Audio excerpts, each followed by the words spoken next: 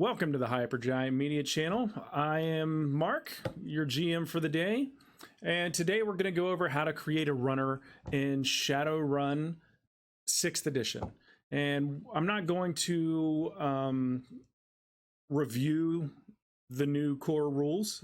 I'm not going to tell you what I think about it. I might tell you a little bits here and there, but I'm just going to give you how to make a runner. So no review. If you might like the system, you might not. I've heard a lot of people are not crazy about the changes. Even before the book came out, they're anticipating that it's going to be terrible. It might end up being terrible. Everybody might end up hating it. Everybody might end up loving it. You never know.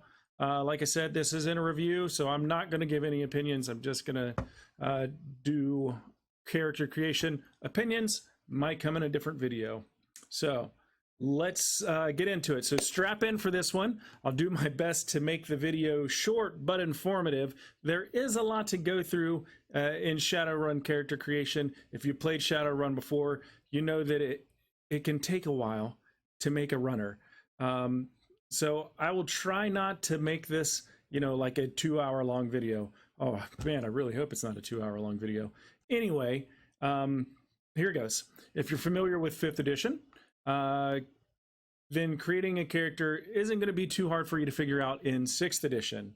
If you're completely new to Shadowrun, pay attention because there is a lot to go over. If you have some questions on a few things after reading the new rules, don't worry about it. I'm going to try to help you out right here and see if I can answer those questions. Hopefully I get it right. If I get it wrong, don't be afraid to tell me in the comments. I'm human and I just read this, so I might get a few things, or I might interpret them differently because some things in the book are kind of fuzzy. So we'll just see how well this plays out. For those of you that have never played Shadowrun before and have any questions are here, how it works, here's a quick overview of how skills and attribute test, I can talk, so you understand a little bit of the stuff that I'm getting ready to talk about, so that we can tie it all together and make sure that you're not completely lost in character creation and you understand why you're getting certain attributes and skills and things. So there's skills and attributes. Your attributes are, just like anything else. So if you're familiar with like Dungeons and Dragons, like strength, dexterity, constitution, those are your attributes in D&D. And you have similar things here in Shadowrun, body, agility, willpower, charisma, reaction, intuition, these are attributes. And then you have skills like performance, con, perception, things that you're going to do in game are going to be your skills. And when you go to roll dice, you make a dice pool, which is based on your rank and your skill and your attribute that it's attached to that skill. Let's use pistols, for example, from 5th edition. You got a 5 in pistols and your agility is a 4. So that means you have 9 dice to roll. You pick up 6-sided dice and you roll them. When you roll them, you're looking for 5s and you're looking for 6s. Any die that rolls a 5 and a 6, that's considered a hit. Anything that rolls a 1, 1s are bad, just like it always. Could be potentially bad, but it's not always. So for 1s to be bad, it has to be half of the number of your dice pool or greater. And that's considered a glitch if you have hits along with it. If you have no hits and half of your dice are 1s, that's a critical glitch, and that's really bad. And we'll cover more on that in another video.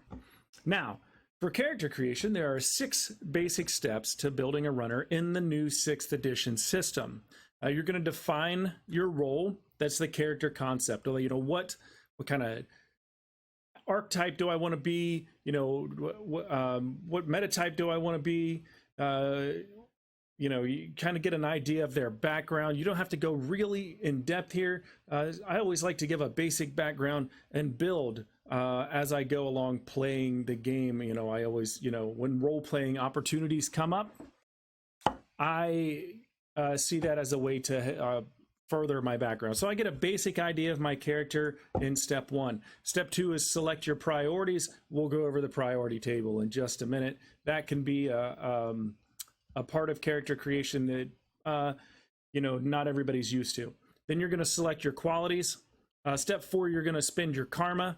Step 5 is buying gear, and then step 6 is the finishing step, where you tie it all together and put your make sure all your numbers are correct, and you haven't missed anything, and you make sure you got all your stuff filled out. Some of these steps don't have to be done in order. You can, like selecting your qualities, you could do that out of order. Sure, you can select your qualities as step 5 if you want. Really selecting your priorities is probably, defining your roles and selecting your priorities is probably a big deal of doing those 2 first in that order. And then everything else you can kind of just do. Qualities and spending your karma, you'll see kind of go hand in hand though. But you can kind of mix up these steps a little bit, but selecting your priorities and knowing kind of what you want to play is a big deal. So let's get started in the logical place. I am going to go how the book lists them. So we're going to start step 1. Step 1 is defining your role and a little bit of history background on your character. This is where you come up with the concept for your character, what kind of archetype they're going to be. You want to be a street Sam, you want to be a street shaman, maybe a mage, a combat mage, or you're going to be a face or a decker or a rigger, whatever you want to play. This is the step where you figure out what you want to play. Maybe you want to mix a little bit of those. Maybe you want to be part Technomancer that does some rigging, so mix it up a bit and have fun with it. Once you learn the basic archetypes, don't be afraid to mix them up and do some stuff. Be a mage combat medic, and that's all you want to do is just heal people. And you can also have some knowledge of some medical knowledge and, get in there and be able to bandage stuff up when your healing doesn't quite work all the way. So, have fun with this, get a good background base for your background. You don't have to make up, a 5-page report on who your character is. So, just give it a good base and let the rest come out through role playing. That's how I like to do it. Not everybody is me, but I want to leave room for role playing. I don't want to be stuck in, well, this is my character's background and shit, it doesn't match the freaking story. So, let your background come from the story and help build the story. So that, get it, just have fun with it and just give yourself a little bit of base there, a little depth, and then just build on it. The book does give a set of questions in this step in the chapter, to help you kind of define a little bit of your character. So read through those. You don't have to answer those questions. They're optional, but it just kind of gives you some direction to follow for that. All right, step 2, select your character priorities. If you're familiar with the previous Shadowrun editions, then you're probably familiar with the priority table. If not, no worries. I'm going to try to explain it to you now. I might not be the best at explaining these things, but I'm going to try. So here is the table that you're looking at. This is your priority table. What you want to play will affect your choices here. For example, if you're not playing a magic user or a technomancer, then you don't need any magic points or resonance. So go ahead and select priority E for mundane in the magic column. So what that means, when selecting priorities, you get to select each row one time. So you will notice that the priority table has rows A, B, C, D, and E. And each of those rows correspond to a different column. Your columns are your meta type that also list your adjustment points. More on those in a minute. Your attributes, your skills, magic or resonance, and then your resources. Now, what is all that? Okay, so let's go through the columns. Your meta type is your race. So if you know, this is your first time for Shadowrun, meta type is your race, like D&D. So elves, dwarves, orcs, trolls, and humans in the core rule books. Probably get centaurs and some other races in later books. Another video, another time, right? Not every meta type is available at every priority. For instance, you notice humans don't show up until C, D, and E. Elves don't show up until B, but dwarfs, orcs, and trolls, you see through the whole thing. You just get less adjustment points as you go down also. So when you pick your meta type, you want to make sure that you take note of any racial qualities your meta type provides. And in this little table here, you'll see some stats for your meta type and any qualities that they provide you through their racial abilities. These qualities don't count towards the qualities in step 3. So you don't have to worry about, you know, them taking up some of your karma. You just get them because that's the meta type you chose. And so in this meta type attribute table, you'll see, you know, body, agility, reaction strength, willpower, logic, intuition, charisma, and edge. And they all start out at 1. That's a little different from 5th edition because some meta types had some attributes that started out a little higher, but still, just like 5th edition, some meta attributes do have a different max than the humans do. So you won't always be a max of 6 in an attribute. You know, for instance, dwarf strength is an 8. And then, you know, trolls have a higher strength even than that. So you'll that will be different from 5th to 6th. You know, you won't have you know, your body as a troll is going to start out as a 1 instead of I can't remember what it's, maybe it was a 3 that it started out with in 5th edition. Then you also have your racial qualities, like if you look under dwarf, it says toxin resistant, thermographic vision. Those are 2 qualities that the dwarf gets, and he doesn't pay for that, or she doesn't pay for that in their quality step. So let's move on to adjustment points. Adjustment points are listed in the parentheses at the end of the meta type listing. These are points that can be spent on magic and resonance. So if you're a magic user, you can, and you're not at your max, or you're a Technomancer and your resonance is not at its max, then you can spend these adjustment points here on upping that to whatever your max is. It's usually 6, unless you have quality that tells you that you can take that higher. And this is where you could do qualities out of order. So you'd be like, okay, I want this quality that lets me have a max higher in one of my attributes. Now, back to the adjustment points. So not only for magic and resonance, well, you know, what if I'm not a magic user? Okay, no worries. You can purchase edge points with the adjustment points up to your max of edge points. And edge points play a whole different role in this version of Shadowrun than it did in 5th edition. So 6th has a whole different thing at edge, and we'll go into that another time. You can also enhance your special racial attributes.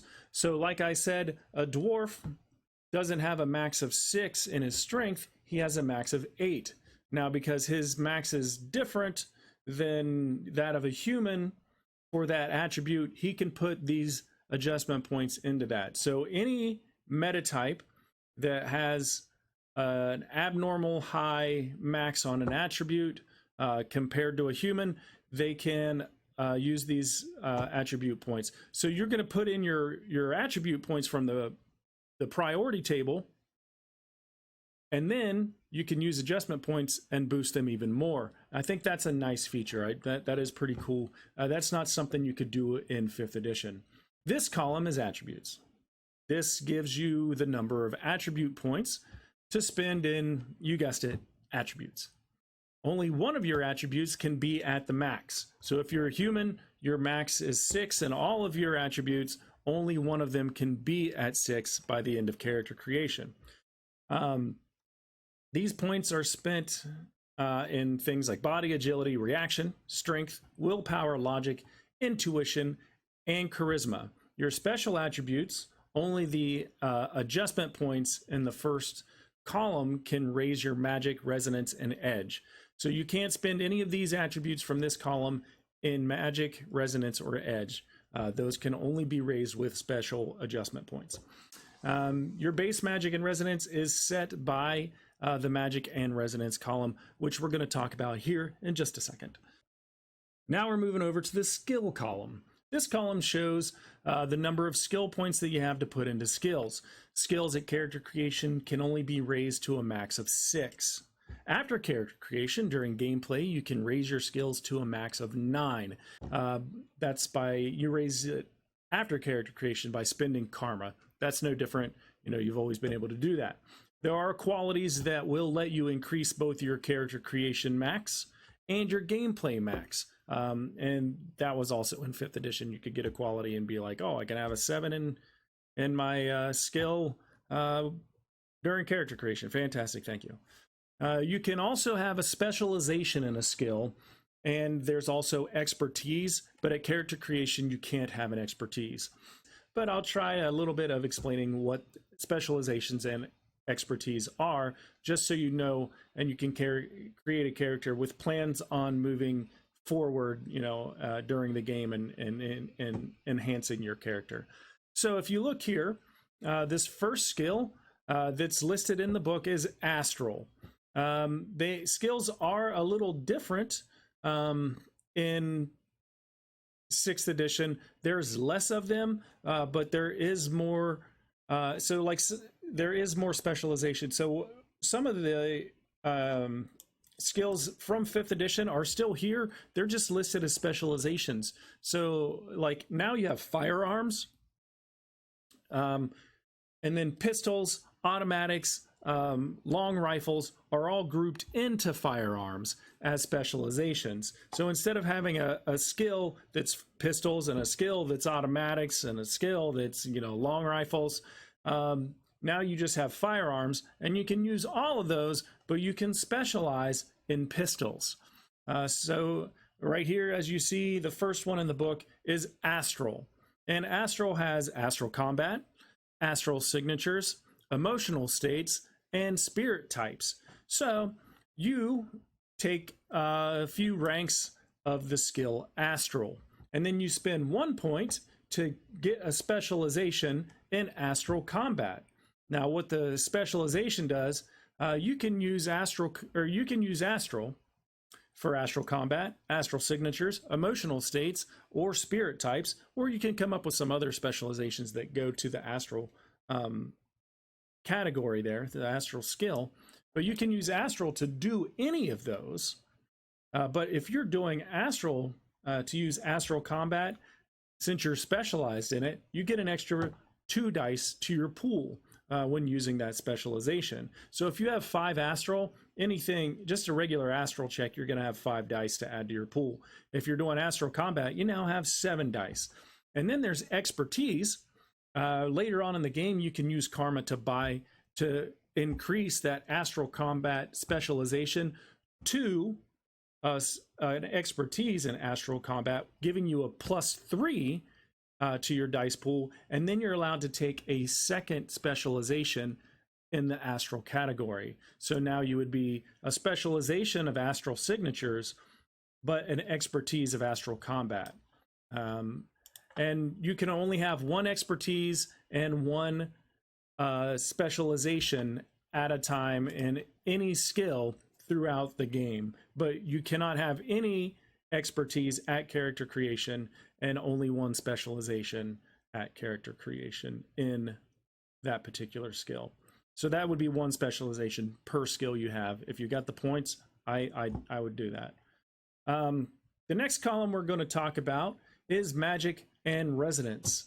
I'm not going to get super detailed about magic and resonance in this video. I'll probably put out separate videos, one for Matrix, which will have the Technomancers in it and talk about resonance a little, or I might do a Matrix decking and then do Technomancers separate. We'll see what happens. I don't want to do like a 2-hour video on, you know, the Matrix, and you guys are like, I don't want to watch this whole fucking thing.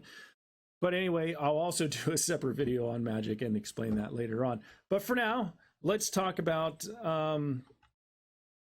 just enough info to help you make your characters. How's that sound? So this column lets you select your magic or your resonance attribute score in the event that you want to play a magic user. So you could be like a full mage. You could be an aspected mage. You could be a mystic adept. You could be an adept. Or you could be a technomancer and take advantage of that resonance. Just like other attributes, these max out at 6. So as a magic or resonance user, you're probably going to want to pick up some spells, or if you're a technomancer, you're going to get complex forms. So mages spells, technomancers complex forms. For a magic user, the caster will want spells and the adept will want some powers. First thing is to pick a tradition: hermetic or shamanistic. Same thing as 5th edition. Hermetic mages, they're the super nerdy mages. Just kidding out there, mages. Maybe not. They are super nerdy because, you know, these are the bookworms of the magic users. They study magic in schools, institution. Hermetic mages love to read every book on magic they can get their hands on. They resist drain.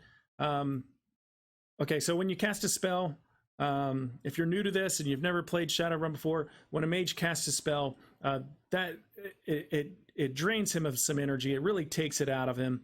I mean, he's putting a lot of effort into this. He's you know, pulling this energy from himself basically, and from the things around him, and you know, this causes damage to his body, usually in the form of stun.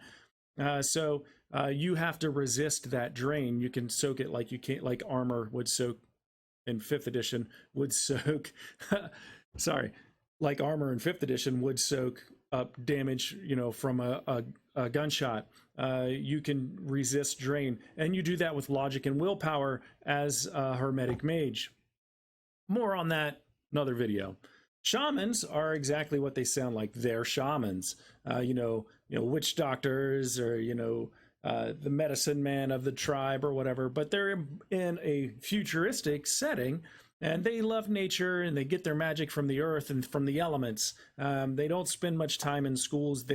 It's more of a traditional thing for them. You know, what you think of as a shaman, that's what they are. They're just more modern, futuristic, actually, because it's not even today. And there could be other traditions that would work. You know, work with your GM and see if you can't come up with a tradition.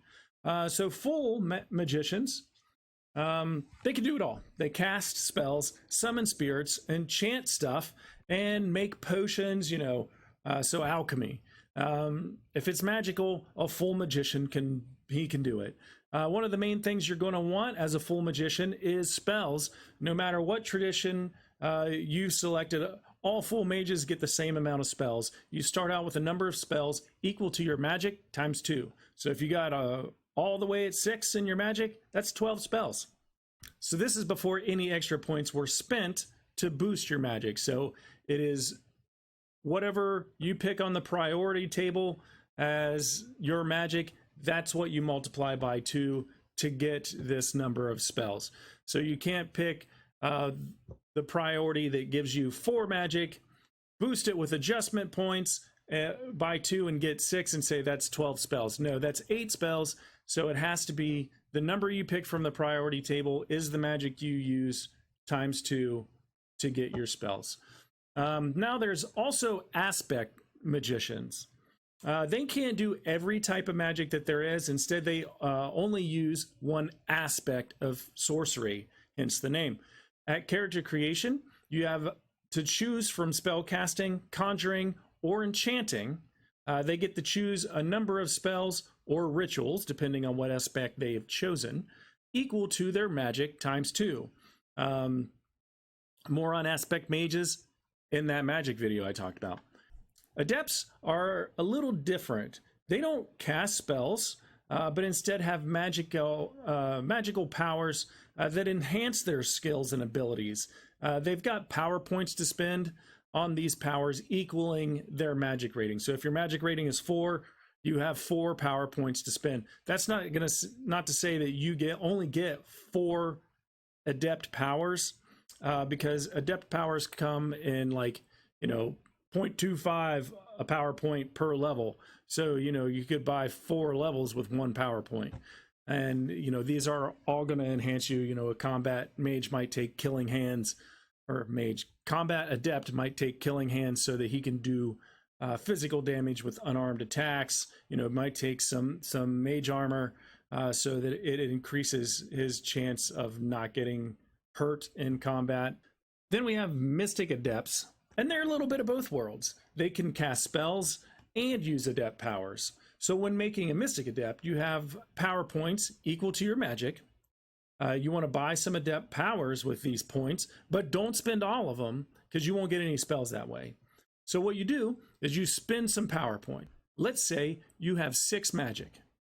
You spend 4 in adept powers. So you have 2 magic left over.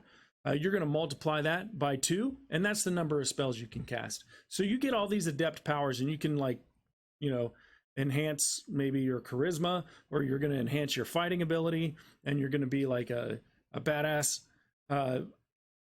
unarmed combat adept, but you're also going to be able to throw a fireball, because you're going to have 4 spells to throw around and do. So that could be pretty fun, I think. Yeah. Finally, that brings us to Technomancers. They're not magic users. They're more like they are a hacker, I guess, but they do not require any gear to hack anything. They could just see the matrix, interact with the matrix, and manipulate the matrix just by using their mind. And they use resonance to do that. Like a mage gets spells, a Technomancer gets complex forms. These are what the Technomancer will use to manipulate the matrix. The Technomancer gets a number of complex forms equal to their resonance times 2. I'll go over this in more detail in the matrix video. Lastly, you're going to pick your resources. This is the amount of money that you get to spend during character creation. If you pick low, you can always spend some karma to increase the amount of spending money that you get. The amount of resources needed for your character really depends on what you're playing. If you're going to be a rigger, you might want to choose a really high priority, A or B, for your resources, so you can build yourself a little drone army and have a fleet of vehicles, because as a runner, your vehicles are going to get trashed. So one's going to be in the shop. You're going to need another van to get you to the next job to pay to fix the first one, right? So buy a couple of vehicles, get yourself a drone army. Don't forget to get your rigger control, because how can you manipulate all these if you don't have that rigger control console, right? So choose high if you're going to be a rigger. On the other hand, if you're going to be a mage, you might not need as much stuff. Whatever you do, buy a good fake sin. A good runner with no fake ID, well, that's not even a good runner. I mean, come on. Make sure you got a good fake sin. You guys don't want to be caught out there, not having any ID. You got to broadcast that sin, right?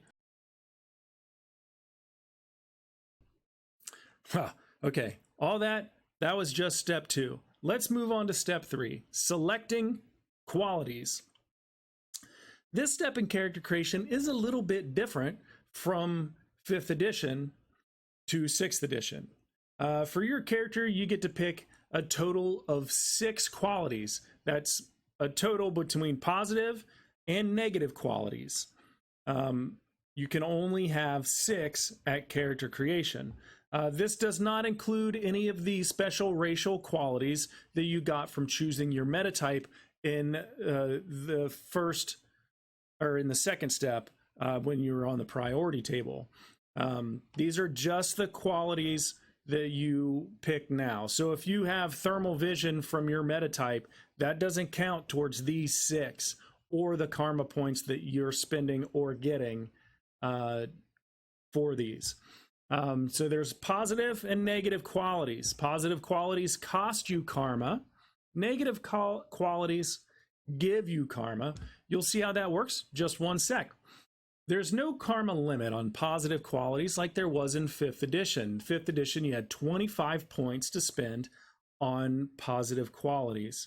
And you could buy as many as you could as long as you stayed in that 25 karma range. And anything that you didn't spend, you got later to boost your attributes or get you more money. But don't overspend here. Like I said, you get a total of 6 qualities. And so you could pick 6 positive qualities and that'd be it. But you have to pay attention to how much karma you spend here, because that's going to affect what you get to spend in step 4. So if you spend too much, it's going to reduce your karma in step 4. And we'll go over that here in a bit. Negative qualities, there's also no limit to them. Used to, you could spend up to 25 points and negative qualities, and that you would get that, whatever you spent in negative qualities, you got that to spend later on. So if you spent all 25 in negative, you would get 25 in the final step to boost your character in some way. But there is sort of a limit here. Numbers wise, you can't have more than 20 bonus karma at the end of this step. So if you have spent 10 karma in positives and 30 karma in negatives, that would give you a deficit of 20 bonus karma, because you have an extra 20 karma points from your negatives, and that's going to add on to step 4. But if you have only taken 10 negative and 20 positive, that positive deficit of 10 is going to take away from your karma in step 4. So you got to kind of make sure you balance it out, because you could either get extra karma in step 4 to spend, or you could get less karma in step 4 to spend. All right, let's move on to step 4, spending that bonus karma. First thing to do is add or subtract that bonus karma from the 50 karma that this step gives your character. Whatever the new total is the amount of karma you have to spend in advancing your character just a little bit. Because karma, it's not cheap to spend this karma. So one thing that this can be spent on is resources. You can exchange some karma for some new yen. Who doesn't need more money? Well, Shadowrunners always need more money. You exchange this karma for new yen at a rate of 1 karma per 2,000 new yen, up to a max of 10 karma can be spent this way. Using the character advancement rules on this handy dandy table right here, you can spend karma on attributes, skills, including specializations, new spells, and new complex forms. You can also buy new qualities, but the total of the 6 rule still applies, because technically this is still character creation, so you can't buy any more qualities than 6. And why would you want to? They cost way more karma in this step than they did in the last step, so buy all of your qualities in step 3. Okay, so that's karma. Just follow that table, spend it on there. It's a pretty simple step. Moving on to step 5, buying gear. This step is even more simple. Use all that sweet new yen that you have to buy all the gear that you can hold. Depending on what you're playing will depend on what gear you buy. It's always a good idea to have a decent fake sin. I might have said this before. And maybe a dock wagon contract. Just in case you go down. This is Shadowrun. People drop like flies. And finally, step 6. First thing in step 6 is get some contacts. Not a good Shadowrunner without some contacts. A little bit of support back there in the shadows to help you find the things you need, including information and jobs. You know, get a fixer. Got to have a fixer, right? All right, so you're going to need some contacts if you're going to get anything done in this. Getting contacts in 6e is slightly different than in 5e. You have charisma times 6 points to spend on contacts. Each contact has a connection and a loyalty rating. That's no different than 5e. But what I'm about to say is your points are spent on these two attributes of the contact. At character creation, you cannot spend more than your charisma on a contact's connection and loyalty. So if, let's say your charisma is 2, that gives you 12 points to spend on contacts. You'll be able to buy 3 contacts, each with a connection and loyalty of 2. So contact number 1, your fixer, has a connection of 2, a loyalty of 2. Because your charisma is only 2, those attributes of the contacts can't be higher than that. I mean, you don't have to spend 2 points in each one. You could have, you know, a different ratio and have more contacts with less connection and loyalty, but, you know, why not just max it out, you know? Next, you get knowledge and language skills. These really do work different in 6th edition than they do in 5th edition. They have no rating whatsoever to create a dice pool out of. So before, if you were at local knowledge of Seattle and you had put 6 points into that, you would have, you know, that 6 to put towards your dice pool to roll to see if you knew anything about the local area of Seattle. Doesn't work like that. So let me explain a little bit here of what we're looking at in 6th edition. At character creation, you get 1 free language, 1 native language, which is the same. You got a native language in 5th edition. You can only have 1 native language, but you can purchase other languages, you know, with your knowledge skill points. So you have these points to spend equal to your logic. So whatever your logic is how many points you have to spend on knowledge. Okay, so now for how these skills work in 6e. There's no skill rank, like I said earlier. So there's no dice pool. So therefore, there's no skill test, sort of. What knowledge skills do is provide a chance to gain knowledge when using other skills. I'm going to jump to the example that the book gives. So let's say you're in Seattle and you're out and you have Seattle street gang knowledge or Seattle gang knowledge. A successful perception test might help you to identify a group of ruffians that's walking in your direction as members of the Halloweeners gang. But if you didn't have gang knowledge, a perception test would just tell you that there's some youths walking your direction. Or a knowledge skill might help you to remember specific information pertaining to a skill with a memory test. So they just enhance tests that you're already going to be doing, but they don't enhance your dice pool anymore. Then we have your final calculations that we're going to go through in this step. The first one is attack rating. Your attack rating has to do with how combat works in 6th edition. I'm not going to tell you how combat works. I will do a combat video later. But real quick, your pistol is going to have ranges on it. And at each range, it'll have a number assigned to it, okay? I'm going to give you a little overview of attack rating and defense rating that we'll talk about again here in a second. So you're going to be at close range, and maybe your pistol has an attack rating at close range of 9. Well, you're going to, in combat, compare that 9 of your attack rating to your target's defense rating, and let's say their defense rating is 5, because it's not very good, or maybe that is good within 6th edition. But so you're 4 points above their defense rating with your attack rating. That means you get an extra edge to use in this fight, so you can spend that edge point to do some cool stuff, and you'll learn more about edge when I do a video on combat and stuff.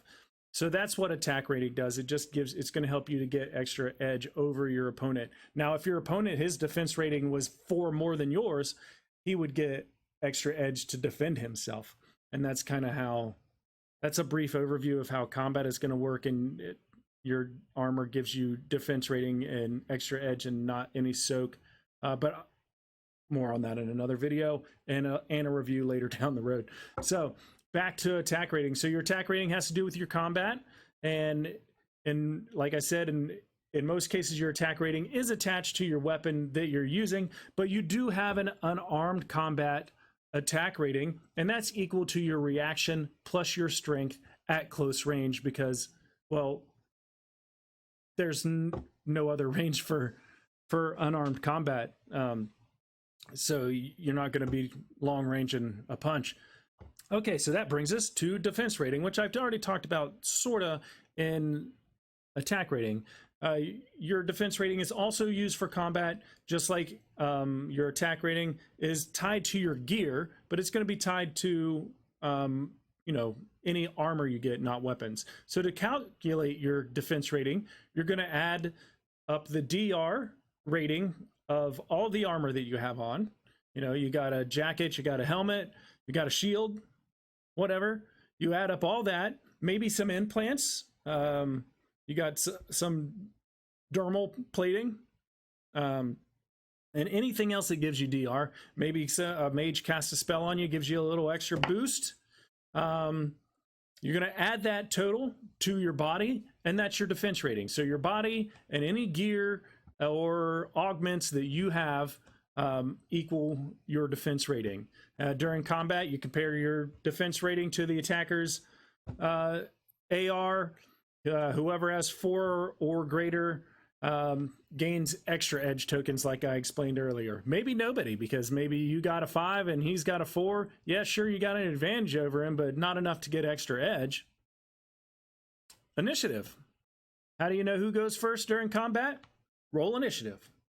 Unlike 5e, you only roll initiative at the beginning of combat in 6e, not at the beginning of each round. Okay, so let me go ahead and explain initiative to you a little bit, so you understand what you're getting and how you want to spend some points to maybe boost your initiative, so that you're not looking at a 7 plus 1d6 initiative and you're going to go low on the totem pole. So your standard initiative is calculated by adding your reaction plus your intuition, and you're also going to have a 1d6 initiative die to that. So it should look like this when written on your character sheet, 9 plus 1d6. When an encounter happens and the GM asks for your initiative roll, you're going to roll the 1d6 and add the 9 to the results.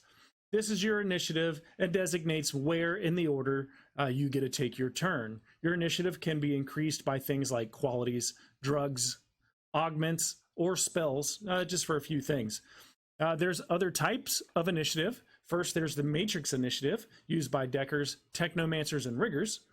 There are 3 types of Matrix initiative: augmented reality, virtual reality, cold sim, and virtual reality, hot sim. More on those in a different video. Each one does give you a slight advantage over the last, but each also has their drawbacks. AR initiative is calculated just like your standard initiative. You're going to add your reaction and your intuition and add a 1d6 initiative die. And this is how it's written. Same as before, right? 9 plus 1d6. VR Cold Sim is calculated a little bit different. It's partly dependent on your meat space attributes and the quality of your gear. You're going to be adding your intuition plus your data processing, and you get that 1d6 initiative die to add to it, just like you did before. Your data processing, that's attached to your comlink. Unless you're a Decker, then that's attached to your cyberjack. At least I hope you have a cyberjack to use with that cyber deck. If you're worth any Drek, get the cyberjack and don't do any decking through your comlink. All right, so that brings us to VR Hot Sim. This is calculated the same as Cold Sim, but you have a better connection, therefore a higher chance of good initiative and a better chance of getting dead. Again, you add your intuition plus your data processing from that cyberjack, but you also get a 2d6 initiative die. Next is Astral Initiative. This is for anyone that can enter the astral plane and might have to engage in some astral combat. More on this video when I do magic. Now, to calculate your combat, add your logic plus your intuition, and you get to add 2d6 initiative dice. A little bit about initiative dice and another way they affect your combat. Each turn in combat, you can do one major action and one minor action. More on this in another video, but I'm going to give you some basics right now. It's a little different in 6th edition than it was in 5th edition. 5th edition, you'd roll your initiative and you had initiative passes. So if you got to the end of the order and you still had, and you minus 10 off your initiative and you still had point in your initiative, you got to take another initiative pass. And you had free actions, simple actions, and complex actions. And you got to do so many of those depending on what you chose each initiative pass.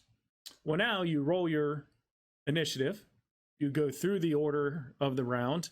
When your turn comes up, you get to do a major action and a minor action, pass to the next person. When it's over, you roll your initiative again and go in a different order. But you might get more than a major action and a minor action. For each 1d6 initiative die that you have, you get an extra minor action. So a player with an initiative die of 9 plus 1d6 would get their normal major and minor actions plus an extra minor action. If that same player had an initiative die, had an initiative of 9 plus 2d6, they would now get their normal major and minor actions plus 2 bonus minor actions because they have 2 initiative dice.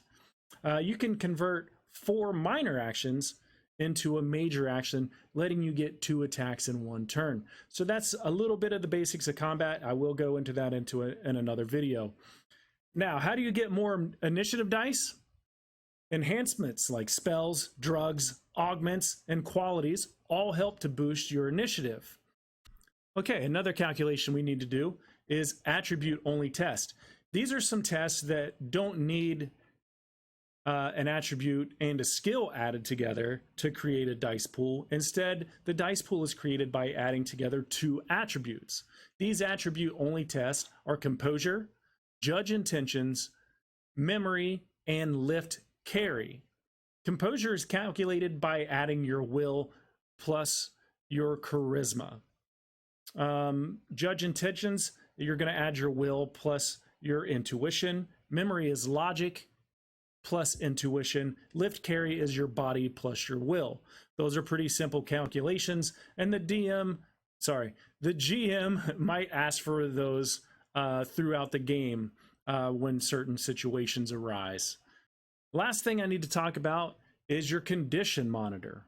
How much life does my character have? That's the condition monitor. It's similar to 5th edition again. You got boxes that represent hit points sort of in a way, and you check them off. As you take damage. Each point of your condition monitor represents 1 box on your character sheet, which you can see here in this sample of a character sheet right here. Each point of damage that you take, you check off that box. After each 3 damage you take, you get a cumulative -1 modifier to your dice pool. More on this in your combat video. So after 3 points of damage, now all your dice pool rolls have a -1 to them.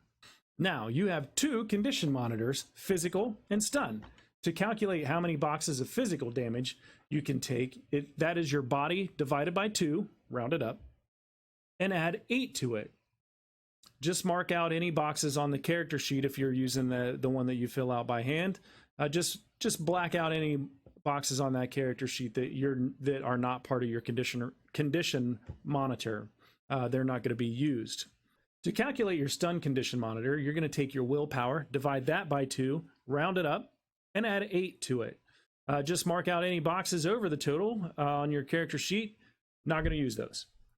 Now, you also have what is known as overflow damage. If you take stun damage and fill up your stun condition monitor, your character is knocked out. But any stun damage that's left over past your max in your stun condition monitor, that overflows to your physical damage.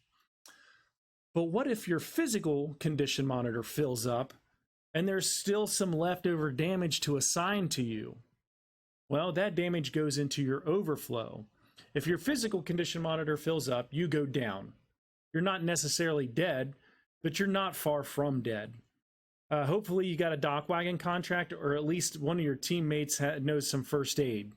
Anyway, any additional damage over your max physical condition monitor, that goes into overflow damage. If you ever take body times 2 overflow damage, you're dead. Not even magic is going to bring you back. Well, that's it. I hope that I was able to help you create your first character in 6th edition. If I messed anything up, let me know. Oh, but if I left anything out, or you notice that I didn't portray something correctly, leave me a comment. Let people know how it really works. Don't forget to go subscribe to us, not only here on YouTube, but Hypergiant Media channel on Twitch, where you can watch us play live tabletop games. We do board games, card games, Dungeons and Dragons. We have a monthly game where we play Savage Worlds Interface 0 2.0. I know it's not Shadowrun, but it is Cyberpunk, and it does get pretty chaotic in that game. That party is nuts. Stop by and check out that channel. Don't forget to subscribe to us there. And we're also on Instagram. We're on Twitter, and we're on Facebook. Find us, Hypergiant Media. That's where you're going to know when upcoming shows and stuff are. I'll send, or new videos come out. I send out updates usually on Twitter, but I try to get across all social media platforms that we're on. But like always, I appreciate you guys stopping by and watching the video. Like I said, throughout this one, there's going to be a lot more Shadowrun 6th edition videos coming. I want to help you guys get into the system and learning how to do things in the system that's a little bit different than 5e. So I want to help you catch up with that. Go out and read the books if you're interested in playing. Pick up the beginner's box. I already have a beginner's box unboxing on the channel. Go check that out. You can see what's inside of it before you buy. I love the dice in there. They're great, and the cards that come with it. I do love the cards. But again, you guys are awesome. Thanks for stopping by, and I hope you enjoyed the video, and I hope I was able to answer some of your questions. So you guys have a good day.